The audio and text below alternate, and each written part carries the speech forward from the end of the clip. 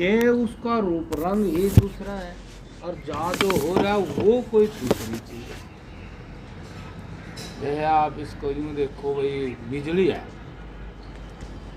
तो बिजली हीटर में गई तो बिजली ने स्पर्श किया हीटर को तो हीटर गर्मी देने लग गया। वही बिजली का कनेक्शन फ्रिज में गया तो वहाँ ठंडी बर्फ बन गई। अब वहाँ खोज करो भाई, वो बिजली ऐसी है, अगर बिजली से अलग कोई चीज़ जो स्पर्श होती है उसमें ऐसी करामात है, अगर बिजली में करामात है, बिजली में करामात है, लेकिन वस्तु जो है वे जैसे उसमें फ्रिज है और वो चीज़ है, दोनों हैं, दृश्य वस्तु सामग्री अलग है और बिजली है क्या चीज़, उसका स्वरूप अलग है, लेकिन वहाँ बिजली के द्वारा ही कुछ हो रहा है, वो अलग अलग हो रहा है। पंखा घूमता है, रेडियो बजता है, तो अब बिजली को मानोगे ऐसा तो कोरी बिजली देखा तो उसमें तो ऐसा दिखता नहीं है। कोरी बिजली का ही ध्यान करें तो बिजली में तो ऐसा दिखता नहीं है, कुछ बिजली में ऐसा है। जय हो जय हो जय हो। तो बिजली और वो तो स्वरूप से जो है, स्वरूप से वस्तु का अपना निजी रूप है, जो निजी रूप में हीटर अलग चीज है, निजी रूप में बिजली अलग चीज है, निजी अपने रूप में फ्रिज अलग है और बिजली है। तो वे जो उनके रूप देखो, पंखे का भाई, रेडियो का और भाई टीवी टावी और ये सब को देखोगे तो उनके अब अपने रूप बिल्कुल अलग है। बिजली का रूप अलग है। तो आप मान ले कैसे कहें कि यह एक चीज है कि अलग अलग चीज है। भाई बटन ऑफ कर दिया, बिजली वहीं बैठी है, टीवी बंद हो गया, इतना बड़ा कार्यक्रम बंद हो गया और उसका ना जय जानवर जय हो नारायण जय हो जय हो। तो अब वो टीवी ऑफ हो गया देखो, लेकिन बिजली वहीं बैठी है। बिजली किस रूप में बैठी है और उसका क्या रूप हो गया। ऑन कर दिया तो वो कुछ और काम करने लग गया।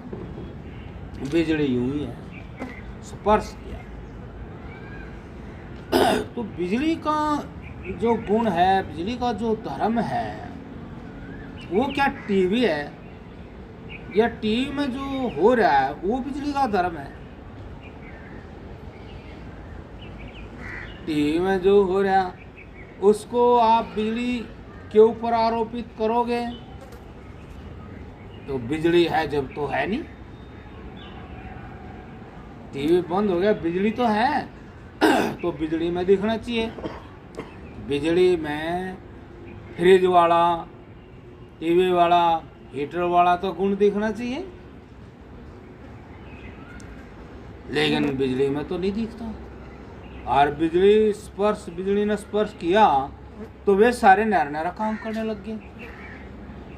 एक काम नहीं करते, चीज एक है, बिजली तो एक है, काम नया कर रहे हैं। अब जैसे कि कई बार ऐसा होता है, जय हो टीवी में फॉल्ट आ गया, बिजली वहीं बैठी है, उसके साथ बिजली में फॉल्ट आना चाहिए। हीटर में फॉल्ट आ गया, बिजली यूं ही बैठी है तो बिजली में फॉल्ट आना चाहिए। बिजली सुरक्षित है वहीं की वहीं, घटना घटी, हीटर में घटना घट गई, बिजली में घटी नहीं। हर चीज में घटना घट जाती, उसमें नहीं घटती।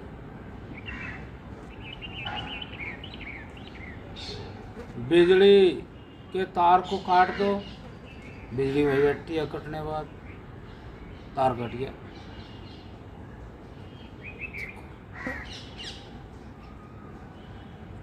अब मान लो कि हीटर में जो घटना घटती है वो बिजली में आरोपित कर दे, दृष्टि बन जाए, ऐसी दृष्टि बन जाए। तो आप बताओ कि बिजली में हीटर की दृष्टि बन जाए, फ्रिज की बन जाए, पंखे की, कूलर की, टीवी की दृष्टि बन जाए कि बिजली है, तो आप बताओ कि भाई वो आरोप आत्मा ना उस बिजली के ऊपर ठीक लगेगा कि गलत लगेगा? तो ये तो गलत है, क्यों, जब उसमें है नहीं। और बिजली जब हीटर के लगी हुई है चालू हालत में, फ्रिज में चालू हालत में, टीवी में चालू हालत में, तो बिजली अब भी वैसी है। हीटर में, फ्रिज में कुछ और हो गया, बिजली वैसी की वैसी है। टच होती है तो बिजली, हीटर चल गया, फ्रिज चल गया, चलने पे भी जो बिजली है वो स्वरूप से नहीं बदली है। जो उसका स्वरूप है उससे बिजली नहीं बदली, वस्तु भिन्न भिन्न काम कर रही है।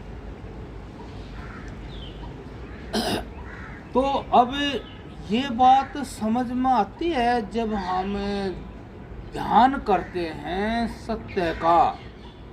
जितना भी सत्य सामने है उसी पे हम ध्यान माने विचार करते हैं। जैसे बताया, हाँ पत्ते न आगे, शरीर बूढ़ा होता जा रहा, और एक बोल रहा है बूढ़ा ठीक नहीं है, यो कौन बोल रहा है बूढ़ा ठीक नहीं है, और एक कह रहा है कि जो 10 साल 15 साल में था और बुढ़ापे में भी वही बैठा है। यू क्या है, ये बूढ़ा हो गया, 80 साल का बूढ़ा, 70 साल का बूढ़ा हो गया, और 10 साल वाला 70-80 साल वाले में बैठा है, लेकिन 10 साल वाला रंग रूप है नहीं। ये भी तो, ये थोड़ा बिजली से और सूक्ष्म तत्व हो गया। जैसे बिजली है तो बिजली का भी कोई रंग रूप नहीं है। बिजली में और आत्मा में एक फर्क है। आत्मा में ज्ञान गुण विशेष है, समझ विशेष है, वो सब और की समझ रखती है। हीटर में फॉल्ट हो गया तो बिजली में कोई स्मृति नहीं है। कान में फॉल्ट हो गया तो आत्मा में स्मृति है कि कान में फॉल्ट हो गया। तो क्यों हुआ ऐसा? क्योंकि बिजली भी आदर्श होते हुए भी संयोगिक है, आत्मा संयोगिक है। इसलिए बिजली से भी परा एक सत्य और है, वो आत्मा है, वो आप। तो आप देखो कि वो बिजली है, तो ये बिजली तो कहती है 10 साल में मैं था और 80 साल में भी मैं कहता है। 10 साल में वो बिजली, आत्मा बिजली किस रूप में थी? बहुत खूबसूरत रूप। 80 साल में वही बिजली किस रूप में हो गई? और वो कह वो मतलब साधन बदलता चला गया, लेकिन जिसका साधन था वो बदला नहीं। आत्मा मैं कह रहा 80 साल में, तो फिर घटना किस में घट रही? शरीर में घट रही, दिखने वाली में घट रही। जो नहीं दिख रही और जो समझ रही उसमें अब भी ऐसे कि भाई स्विच ऑफ कर दिया, बिजली वहीं बैठी, वह ऑफ नहीं हुई, वो कनेक्शन हो गया। ऐसे ही जो आत्मा है वो आप भी वहीं बैठी और वैसे स्पर्श कर रही, लेकिन वस्तु में अपने आप ही घट रहा है कुछ, तो लेकिन जो घट रहा वो आत्मा में नहीं घट रहा। जैसे कि भाई, जैसे ये बात तो ऐसी है, एक चेले ने कहा नहीं जी ये गुणों में अर्थ है, गुण ही लगाओ। जैसे बिजली हीटर में गई, फ्रिज में गई, ऐसे ही आत्मा अंतःकरण से होती हुई कर्णेंद्रिय में गई, तो वहां शब्द पैदा हो गया। चेतना जो कर्णेंद्रिय में गई तो वो शब्द पैदा हो गया, शब्द बन गया। जैसे हीटर में अग्नि बन गई, शब्द बन गया। तो शब्द आत्मा में तो नहीं है, शब्द तो कान में बना है। यदि कान में कुछ पड़ता उड़ता गलत हो जाए तो फिर शब्द गया, फाल्ट आ जा कान में तो शब्द गया। तो शब्द जो धर्म था वो तो कान का था, आत्मा का तो नहीं था। यदि आत्मा शब्द को अपना रूप मान ले, आसक्त हो जाए, आत्मा तो फिर आत्मा नहीं भुगतने वाली हो गई, वो फाल्ट आत्मा में आरोपित हो जाएगा कि भाई ये तो मैं बिगड़ गया, मैं बिगड़ गया, आप बताइए। और आत्मा का जो, जैसे कान का तो गुण हो गया शब्द, आत्मा का गुण हो गया ज्ञान, समझ। तो आत्मा का गुण क्या है? जय हो, जय हो। आत्मा का गुण, आत्मा का धर्म क्या है? ज्ञान, समझना। समझ रूप आत्मा है, शब्द रूप नहीं है। शब्द रूप तो कान है। चेतना कान में गई तो शब्द पैदा हो गया, वहीं पैदा हुआ। नाक में गई तो गंध दुर्गंध पैदा हो गई, आँख में गई तो रूप पैदा हो गया, चमड़ी में गई तो स्पर्श पैदा हो गया। तो आत्मा इनमें गई तो कितनी बदल गई, लेकिन बदली नहीं। आत्मा नहीं बदलती, चेतना नहीं बदलती। जैसे बिजली, जय हो, जय हो नाथ, जय हो, जय हो। जैसे चेतना बल्ब में गई, बदली नहीं, लेकिन जो प्रकाश तो बल्ब कर रहा, प्रकाश का धर्म बल्ब कर रहा। पीला है तो पीला प्रकाश देगा, हरा है तो हरा देगा, वो तो बल्ब दे रहा, बिजली का मतलब नहीं। ऐसे ही आत्मा बिजली से परे है, क्योंकि बिजली संयोगिक वस्तु है, नैमित्तिक वस्तु है। किसी के निमित्त से बिजली बनी, आत्मा में ऐसा नहीं है। आत्मा तो सनातन शाश्वत है। जब आप सो जाते हो, जब भी कहती है बड़ी नींद आई है, अरे किसने पता लग गया बड़ी नींद आई। अर्थात आत्मा का धर्म है समझना, वह कभी अपने धर्म से जाती नहीं दूर। आत्मा समझ रूप है तो इसका मतलब उसकी समझ कभी भी ठप नहीं होती। अब कोई कहेगा 5000 बरस, 6000 बरस पृथ्वी, इसको हम लोग यूं ही लगा लो, 6000 बरस से लगातार आत्मा बनी है, ठप ही नहीं हुई।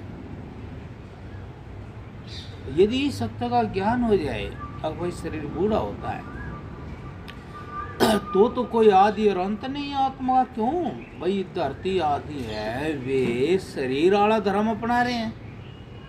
अब शरीर 10 साल का था, 100 साल का हुआ, आत्मा उसमें भी 100 साल वाले में वही है जो 10 साल वाले में थी। देखो, जय हो, जय हो, जय हो, जय हो, जय हो।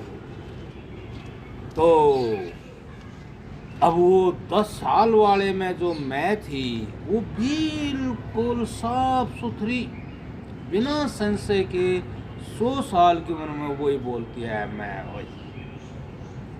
फिर ये जो 10 साल वाला और 100 साल वाला, ये किसका धर्म है? ये तो देखा धर्म है। और वो किसका धर्म है? एक धर्म, एक ज्ञान, अपरिवर्तन, वो आत्मा। इसका मतलब आत्मा उम्र मान लो भाई कितने अरब साल हो धरती की इसकी, तो इसका मतलब इसमें परिवर्तन आ रहा, इसके अंदर जो चेतना उसमें क्यों? जब शरीर में जो चेतना है उसमें परिवर्तन नहीं आया। और भी बहुत बात है। जैसे छोटा बच्चा है, 1 साल ना 1 महीने का बच्चा है, 1 महीने का बच्चा ही नहीं, 1 हफ्ते का बच्चा है। 1 हफ्ते का बच्चा भी पड़ा कभी कभी ऐसे हो हंसता है। इसका मतलब आत्मा पहले से ही है, आत्मा में ये ज्ञान पहले से ही है, अभी तो उसने पता ही नहीं। राशि कैसे आती है उन्हें अभी पता ही नहीं, लेकिन हंसता है क्यों? ज्ञान अंदर है नहीं, उसके अंदर ज्ञान है। ऐसे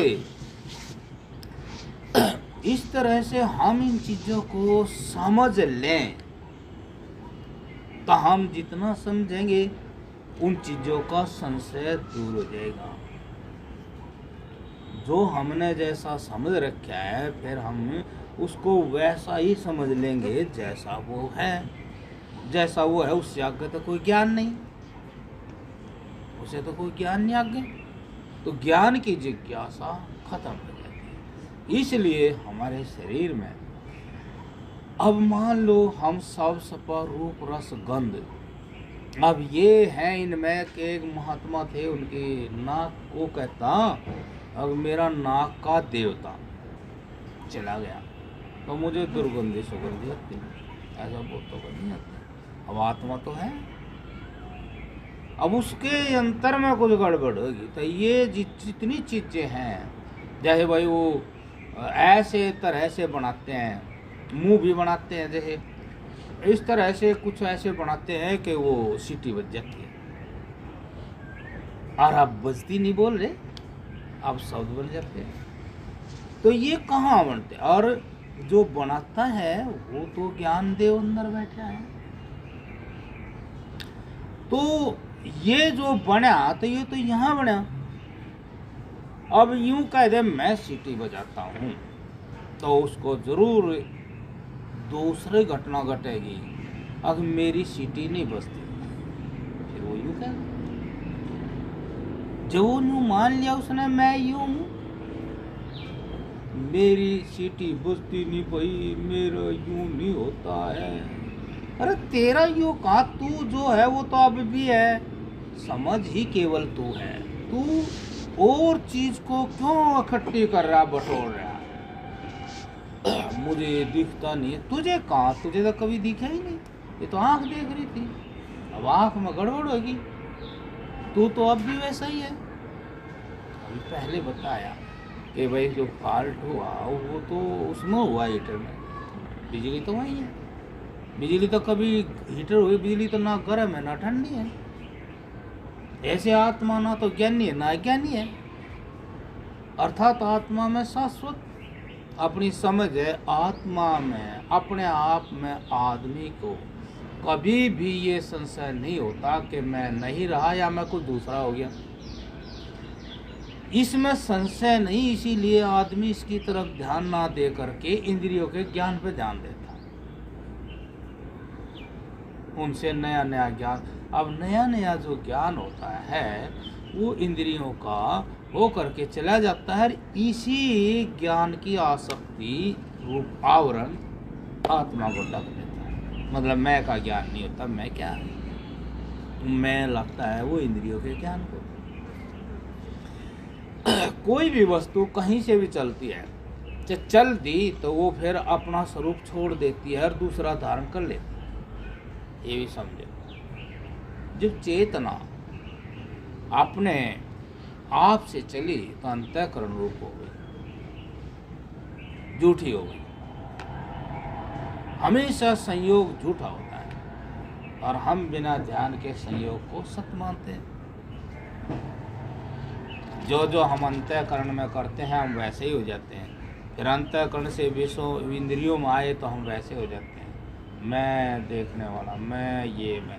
और जैसे ही विषयों से मिलते हैं तो हम वैसे ही हो जाते हैं और झूठे हो गए, सारे झूठे हो गए, सारे झूठे हो गए। वो स्वरूप ही, अब जैसे गन्ना है, गन्ने में रस है तो वो अपने आप में जैसा वो कुछ सत्य है, आगे निकलेगा तो फिर उसका सत्य बदल जाएगा, बदल जाएगा, बदल जाएगा, बदल जाएगा, है वो जहाँ उसकी गति होगी पूरा बदल जाएगा। जैसे आदमी ने खा लिया, मल बन गया, फिर वो बन गया, वो मल फिर दोबारा धरती में। देखो तो जो अंदर बैठी है चेतना, जो चल दी तो चल दी बिगड़ गई, चलती चलेगी तो उसका रूप ही। इसलिए आदमी जो भी कुछ करता है, वो जो कुछ भी समझता है वो सारा अहंकार है, मिथ्या आकार है। जय मिथ्या आकार, मिथ्या ज्ञान है, मिथ्या ज्ञान, मिथ्या समझ, वह मिथ्या समझ है। वह मिथ्या समझ क्यों है कि देखो आदमी ऐसे फंस जाता है, ऐसे कि जैसे चलता चला जाएगा और उस सारे को अपने ऊपर आरोपित कर लेगा, और वो जहाँ है उसकी गति उसने वहाँ जाना है, तो वो जब बूढ़ा हो जाएगा, अरे यार बूढ़े हो गए, सवाल उठाता रहेगा और चलता रहेगा उधर ही, यार बूढ़े हो गए। फिर कहा तो बिल्कुल भी सुनना बंद हो गया, मुझे सुनना बंद हो गया। वह चीज़ अपने स्वरूप की तरफ जा रही है, वो ठीक हो रहा है, लेकिन वो आदमी का गलत हो रहा है, वो आदमी का वो गलत हो रहा है, वो बिल्कुल ठीक हो रहा है। जिसकी गति जैसी होनी, वो वस्तु अपनी गतिशील अपने गति में जा रही है। देह है जिस तरह बना था वैसे ही वहाँ जा रहा है। अब देख लो, अब देह है पंचभूतों में मिल जाएगा, इन्हीं से वो बना है, तो वे जा रहे हैं सब। और कान की शक्ति है वो भी संयोगिक है, नाक की शक्ति है, आँख की शक्ति है, सब ये संयोगिक है। तो ये भी अपने स्वरूप को जा रही, क्यों पहले ये ऐसी नहीं थी, वहीं जाएंगे ये जहाँ जैसे थी।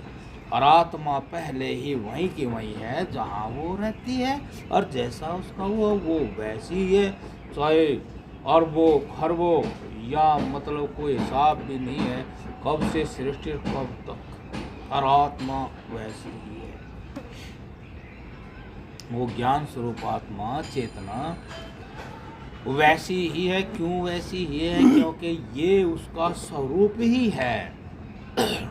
कोई भी वस्तु अपना स्वरूप त्याग नहीं सकती, छोड़ नहीं सकती। आत्मा ज्ञान स्वरूप है, चेतन स्वरूप है, तो वो अपने स्वरूप को नहीं छोड़ती, देह अपने स्वरूप को नहीं छोड़ती। जैसे का तैसा समझना केवल ज्ञान है।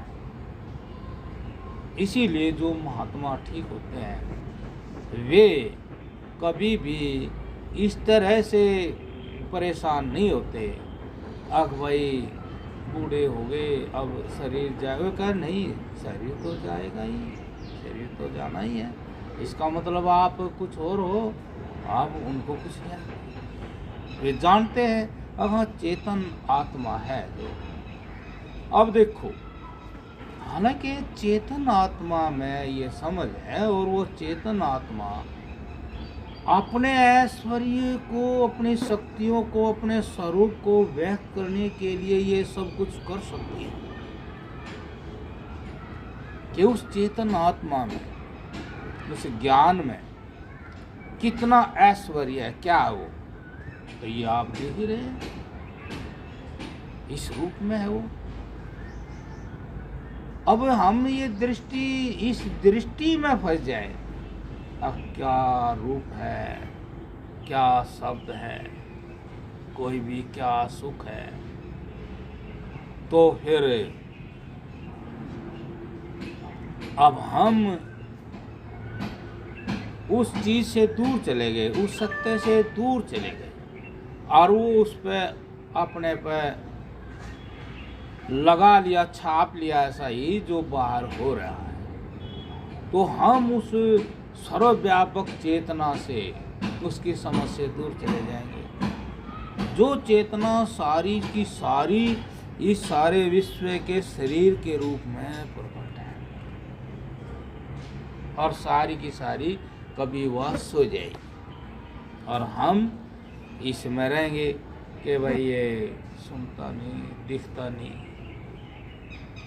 अब जिसको ये है कि आत्मा तो जैसी है वैसी है, दिखने देखने ना दिखने वाली तो आत्मा है नहीं। आत्मा तो दिख ही रही, अगर मैं तो हूँ, मेरे पास तो अंधेरा आ ही नहीं सकता। हाँ, जैसे मान ले वो होता अंधेरा है और कोई आदमी आवाज लगा रहा, कहाँ मैं तो यो रहा, अंधेरे की पहुंच वहां तक नहीं है। अब वो कहा कि हाँ मैं भी नहीं दिखाई दे रहा हूँ, मैं भी समझ नहीं रहा, ऐसा अंधेरा नहीं है जो आत्मा तक पहुँच जाए। अगर आत्मा आदमी का, प्राणी का जो ज्ञान है, वो ज्ञान भी अंधेरे के प्रभाव में आए। अंधेरे के प्रभाव में वही आता है जो प्रकाश का संयोग था। अविज्ञान इंद्रिया थी, अविज्ञान इंद्रिया ही है। अब सूर्य संयोग से, वो सूर्य का प्रकाश संयोग, आँख का संयोग, अब यो है। अभी इन संयोगिक वस्तुओं में तो खतरा ही बना रहता है, कभी कौन सी चीज क्या हो जाए। कोई भी आप चीज कुछ करोगे अवश्य आपने संयोग करना। जैसे भाई साध्य वाला है, कोई साध्य में काम करे और तो दोनों ना खतरा रहे, दोनों संतुष्ट नहीं है, पता नहीं चलेगा काम जो ठीक रहेगा नहीं रहेगा। बिल्कुल ऐसे ही जो हमारा अहम है वो साथ जाएगा। इसीलिए अहम कभी भी रहता नहीं, अहंकार कभी भी बना नहीं रहता, साथ जगह है, साथ ज्यादा चलता ही नहीं। चलाना पड़े, चला रहे हैं इसका मतलब वो चलता नहीं, चलाना पड़ रहा है, मरम्मत करनी पड़ी। जैसे अब कुटिया की मरम्मत हो रही है, कुछ हो रहा है, ऐसे चलाना पड़ा है, चल लगा नहीं, चलाते चलाते भी नहीं चल रहा ऐसे। तो ये जो हमारा ज्ञान है, जो हम मैं कर रहे हैं, मैं तो हम हैं, लेकिन जैसी मैं हम है वो हम जानते तो नहीं। उसको मंथन मतलब गहराई से गंभीर विचार के द्वारा, विवेक के द्वारा स्थिर ज्ञान करके फिर हम जाने अब हाँ भाई क्या क्या कौन कौन सी वस्तु का क्या क्या स्वरूप है, तब फिर अलग अलग पता लग जाएगा। अब ये तो सारा उस परमात्मा ने, जय हो, ये तो सारा उस परमात्मा ने अपने आप को व्यक्त किया, फिर वो अव्यक्त की तरफ चला। दो ही घटना होती है, जो व्यक्त होता है तो एक तरफ वो अव्यक्त की तरफ जाता है, जैसे कि आदमी बढ़ रहा है और एक तरफ उम्र घट, ऐसे ही एक व्यक्त हो रहा है तो वो समझ लो अव्यक्त की तरफ भी जा रहा है। ऐसे ही सारा का सारा परम आत्मा, उसको इसलिए कह देते हैं कि वो परम आत्मा की दृष्टि ऐसी नहीं बनती जैसी हमारी दृष्टि बन जाती है, छोटे बच्चे की दृष्टि बन जाती है। नहीं तो छोटा बच्चा पहले होता है जब होया ही है, जब उसकी दृष्टि में केवल शब्द, स्पर्श, रूप, रस, गंध ही है ना, और कुछ भी नहीं है। फिर जैसे बढ़ेगा, रूप किसका है, ये मेरे मम्मी पापा है, ये मकान है, फिर मकान में बदल जाएगा, मैं तेर में बदल जाएगा, मैं भी बदल जाएगा, मैं यूँ ऐसे बदलता चला। फिर वे टूटेंगी मैं, फिर पापा पहले बड़ी बढ़िया दृष्टि, फिर पापा का पापा भी ठीक नहीं है, देखो ये माँ भी ठीक नहीं है, पहले तो बड़ी ठीक थी, माँ भी ठीक नहीं, फिर कहा यार दुनियादारी भी ठीक नहीं है, यहाँ भी धोखे हैं, यहाँ भी बस ठीक नहीं है, सही बात कोई, फिर न्यू भी कहा सही बात कोई नहीं करता, सारे को कह लगा सही बात कोई नहीं करता। फिर आप भी संकट में पड़ेगा, फिर कहा कैसे हटावा संकट को, नहीं ज्ञान जाएगा तो फिर नशा पता कर लेगा और उल्टे सुल्टा काम कर लेगा। देखो ये सारी दृष्टियां ज्ञान सारा ज्ञानेंद्रियों का ही है, और ज्ञानेंद्रियों के ज्ञान को मैं में बदल लिया, ज्ञानेंद्रिय ज्ञान को मैं में बदल लिया। इसको कहे मिथ्या अहंकार। मैं का आकार है, यो मैं का आकार नहीं है कोई, लेकिन वो मैं कह रहा है मैं ये उसका आकार नहीं है। आकार को हटा दे, मैं बच जाए। भाई धन को हटा दे, धन किसका, यो यहाँ से मिला है, फिर क्या है, केवल मैं धन। ये रूप है, ये बाहर की चीज़ों के उससे बनता है। अच्छा खाओ पियो तो तंदुरुस्ती आ जा, ना खाना पीना ना मिले तो फिर तो यो भी हटने वाला है, तो हटा दिया तो मैं रह जाएगी। तो फिर ये मैं क्या है, केवल ज्ञान स्वरूप है। वास्तव में ये ज्ञान स्वरूप मैं है।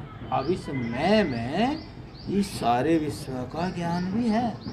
फर्क क्या हो जाएगा, सत्य ज्ञान होने से आदमी की चित्त की वृत्ति आत्मा में रुक जाती है। सत्य ज्ञान होने, मिथ्या ज्ञान से चित्त की वृत्ति बाहर, मैं बाहर, और सत्य ज्ञान से चित्त की वृत्ति मिथ्या ज्ञान से मुक्त होकर के आत्मा में स्थित।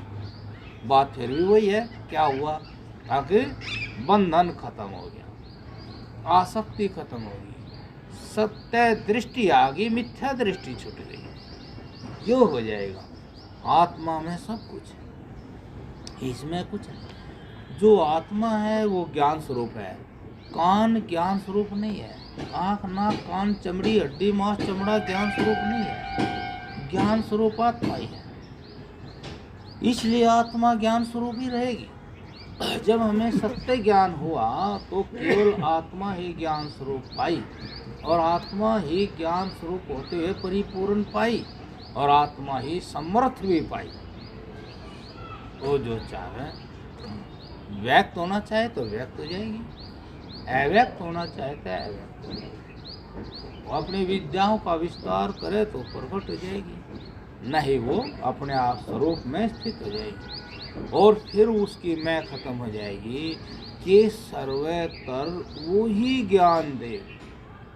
सारे विश्व को ऐसे पहने हुए हैं जैसे आप कपड़े पहने हुए हैं, इस सारे विश्व को ऐसे धारण किए और अपने ऐश्वर्यों को व्यक्त रूप से धारण किया, और कुछ भी नहीं। बस आदमी ये ज्ञान समझ जाए और समझ सकता है तो यहाँ क्या करना, इस संसार में कुछ भी नहीं करना, ना कोई पाप है, ना पुण्य है, ना अच्छाई है, ना बुराई है, केवल समझना है, सत्य ज्ञान करना है। सब वहीं का वहीं रहे, बस दृष्टि बदल जाएगी। पहले दृश्य की दृष्टि थी, अहंकार था, मैं थी, और उस वस्तु को अपने ऊपर आरोपित किए हुए था जो कुछ है नहीं। और फिर क्या होगा, सत्य ज्ञान होने से दृष्टा की दृष्टि बन जाएगी। फिर वो जो कुछ भी करेगा आत्मा से ही बोलेगा। फिर मतलब कहने का क्या है, व्यवहार से छल कपट राग द्वेष और अहंकार ये खत्म हो जाएगा। व्यवहार जब भी करेगा राग द्वेष छल कपट ये बिल्कुल खत्म हो जाएगा। ये बात सत्य है कि राग द्वेष पूरी तरह जड़ से खत्म हो जाएंगे तो ही आपको आत्मा समझ आएगी। ये भी सत्य है। जैसे पोचा मार देना फर्श में तो पत्थर ठीक कोरा हो जाए, ठीक ऐसे अंतःकरण जब शुद्ध हो जाता है तब आपके अंदर सत्य ज्ञान प्रकट होगा, अन्यथा होगा नहीं। इसीलिए सब महापुरुष ये गए, इसीलिए हमारे योग दर्शन में सबसे पहले यही है, यम नियम में कि भाई अहिंसा, सत्य, आस्ते, ब्रह्मचर्य, अपरिग्रह, शोच, संतोष, तप, स्वाध्याय, ईश्वर शरणागति, ये 10 नियम हैं। ये 10 नियम जब तक हम पालन नहीं करेंगे, जब तक हमारा मन एकाग्र नहीं होगा, और एकाग्र ना होने से मतलब एकाग्र का मतलब एक ही विषय को ग्रहण करने की योग्यता ना आएगी, तब तक सत्य ज्ञान नहीं आएगा और उस विषय का भी ज्ञान नहीं। तो इसलिए यो केवल यहाँ समझना हमने और कुछ नहीं। अब समझने में जो भी साधन करने पड़ेंगे वो करने ही पड़ेंगे। क्यों? बिखरने में भी हम साधनों के द्वारा बिखरे, तो समेटने में भी साधन। तो सत्संग तो कर दिया, हो गया है वो थोड़ा मैं कम बोल लूँ तो उसके क्या टाइम हो गया थोड़े से आपको? हाँ वैसे तो टाइम भी हो गया। आप कोई और बात पूछ रही हो पूछ सकते हैं, पूछो ऐसी जो हम उस पर चल रहे हों और समझने की कोशिश कर रहे हो। हाँ ऐसे ही पूछो हम वहाँ चल रहे। हाँ तो अब इसमें 2 मार्ग हैं हमारे, हाँ, ज्ञान मार्ग और भक्ति मार्ग। तो इसमें सरल जो बताया वो भक्ति मार्ग सरल बताया। ये भक्ति मार्ग क्या होता है? परमात्मा में तल्लीन हो जाए। हाँ, और ज्ञान मार्ग क्या होता है? ज्ञान मार्ग आपने जो वर्णन किया था, सत्य का ज्ञान हो जाए। तो भगवान अच्छा, का जो ज्ञान में और इसमें 2 फर्क है थोड़ा सा।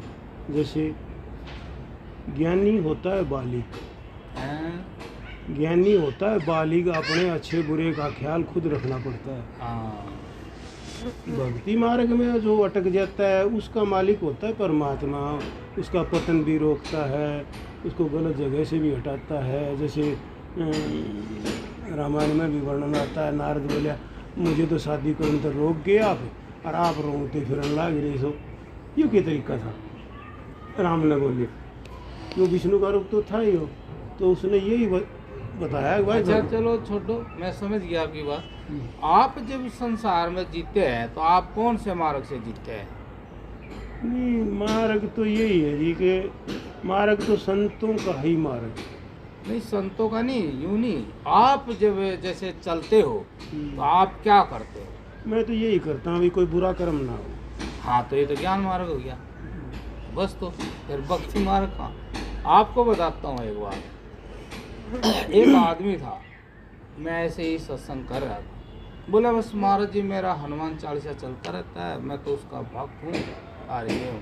मैं बड़ी अच्छी बात है। बोला मैं स्कूटर पे चला, बैठते ही स्कूटर चलाते हनुमान चालीसा शुरू हो जाती है। मैं कहा अच्छी बात है भाई। और बस एक बार ऐसा हुआ, मैं तो अपना हनुमान चालीसा चला, वो बोल रहा यार स्कूटर रहा, मैंने अपना स्कूटर जहाँ जाना था मोड़ दिया, तो पीछे को गाड़ी वाले उसने इतने तेज ब्रेक मारे और रोक कर बोला अरे भाई भले आदमी, कुछ इशारा पेशारा कुछ तो कर दिया कर, अब बताओ क्या हो जाता है यहाँ? तो बताइए आप, भक्ति मार्ग ज्ञान मार्ग। अब उसको जहाँ वो था तो उसने वहीं का आचरण करना चाहिए। ठीक है, ठीक। हनुमान चालीसा बैठ कर पढ़ता वो फायदेमंद थी। हाँ। और रास्ता चलता तो उस रास्ते के नियम का पालन करता। अब वो बताओ तो हो जाता काम आओ तो वो सचेत था, पिछले वाला सचेत था, वो ज़्यादा सत्य के नज़दीक था। ये दृष्टांत तो महाराज जी बहुत हो तो जाते हैं। इसलिए सुनो, भक्ति का मतलब भी होता है उपासना। ज्ञान मार्ग भक्ति मार्ग उपासना, हम उसके नज़दीक जाएं। जो परम आत्मा है, परम आत्मा मतलब जिसके अंदर राग द्वेष नहीं है, जिसके अंदर काम क्रोध और लोभ ये विकार नहीं है, वो ज्ञान, वो परम आत्मा जो पहले ही हमसे शुद्ध हुआ बैठा है। हम शुद्ध नहीं है, वो पहले ही शुद्ध हुआ बैठा है, इसलिए हमने उसको परम आत्मा कहा, चरम आत्मा कहा। कि वो चेतना की जो चरम स्वरूप वस्तु हो वो पहले ही शुद्ध हुई बैठी है, वो उसने नहीं कभी साधन किया, हमारा भ्रम हुआ है। इसलिए हमने उसकी उपासना करनी, उसके नज़दीक जाना, उसके स्वरूप का ध्यान करना, है, वो जैसा स्वरूप है उसके अनुरूप होना, उसमें ढलना, तो यही तो है वो भक्ति और उपासना। अब ऐसा करना पड़ेगा हमने। भगवान देखो, ठीक बात। कहने वालों ने यूं कहा कि भगवान ने तो कुछ करना ही नहीं, ये बिल्कुल सत्य बात है। परमात्मा कुछ नहीं करता है। गीता में स्पष्ट इनकार किया। परमात्मा कुछ नहीं करता है, क्यों? उसने जरूरत नहीं है करने की। आप कुछ भी करो, आप एक दिन स्वरूप में आओगे ही, आपको एक दिन ज्ञान जागेगा ही, आपको एक दिन सत्य ज्ञान होना। कोई बदमाश कितनी बदमाशी कर लो, एक दिन उसने भी आना पड़ा रास्ते में। क्यों? पुलिस है, जेल है, पिटाई है, कुटाई है, बुढ़ापा है, बीमारी है, वो भी सीधा हो जाए। तो इसलिए परमात्मा को तो कुछ नहीं करना। इसीलिए हमारे यहाँ परमात्मा का तो विशेष बात कही नहीं है योग दर्शन में। इसीलिए योग दर्शन सबसे भगवान की भक्ति का प्रमुख ग्रंथ है योग दर्शन, और किसी में नहीं। परमात्मा के बारे में, परमात्मा की उपासना के बारे में योग दर्शन ही प्रमुख ग्रंथ है। तो उसमें हमने अपने व्यवहार को पहले शुद्ध करना पड़ेगा। देख लो, अहिंसा, अहिंसा, अहिंसा बिल्कुल सत्य है कि हम हिंसा नहीं चाहते। कोई प्राणी मात्र हिंसा नहीं चाहता अपने साथ। ये सर्वव्यापक सत्य है, ये सर्वव्यापक सत्य है। आप जब तक इसका पालन नहीं करेंगे, आपका अंतःकरण शुद्ध नहीं होगा। जो भेद आपके अंतःकरण में है वो हट नहीं सकता जब तक अहिंसा का पालन नहीं करेंगे।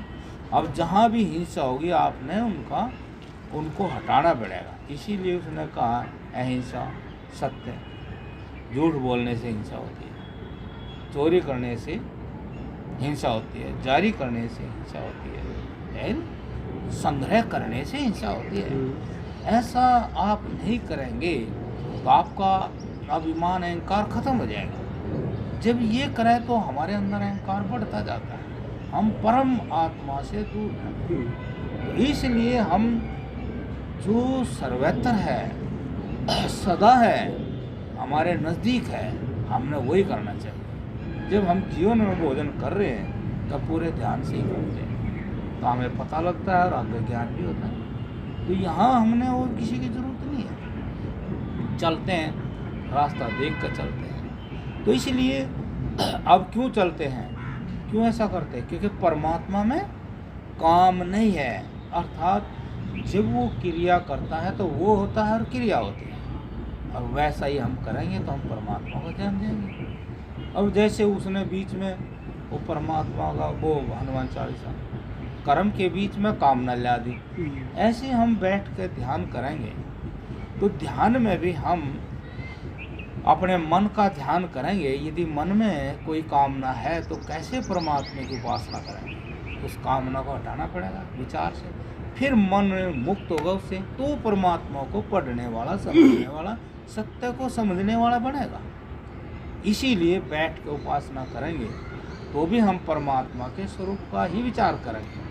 चलेंगे तो भी वहाँ हमने कामना को निकाल कर कर्म करना पड़ेगा। केवल यही साधन है, और तो जीवन में देखा तो जाता नहीं है। अब वो जो कोई, जैसे आप कहो भाई, तो उसने भी काम, क्रोध और लोभ का विचार से त्याग करके परमात्मा मस्त होना पड़ेगा, ये भी वह भक्ति में नहीं जाएगी। ऐसा नहीं है भाई उसमें परमात्मा कीर्तन कर लिया, हमने देखे हैं बहुत से, अब थक गए तो बीड़ी ला ली, तो फिर बताओ क्या फायदा? दोनों चीज़ वहीं बैठी है। अब कैसे उस बात में विश्वास करे, कैसे वो आदमी अपने जीवन में परमात्मा का सुख चखेगा?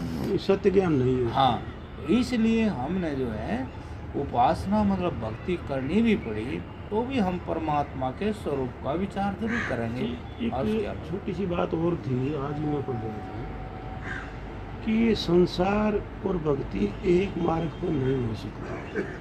नहीं, अगर भक्ति मार्ग पकड़ना है तो संसार को त्यागना पड़ेगा। नहीं, सुनो मेरे बात, कुछ नहीं त्यागना पड़ता। वही बात है, आप समझो जो मैं कह गया वही बात। कामना त्यागनी पड़ेगी, संसार नहीं त्यागना पड़ता, कुछ भी नहीं त्यागना पड़ता। आपकी जो बढ़ी हुई कामना है वो काम की नहीं है किसी की भी। खाए पे खाने की इच्छा।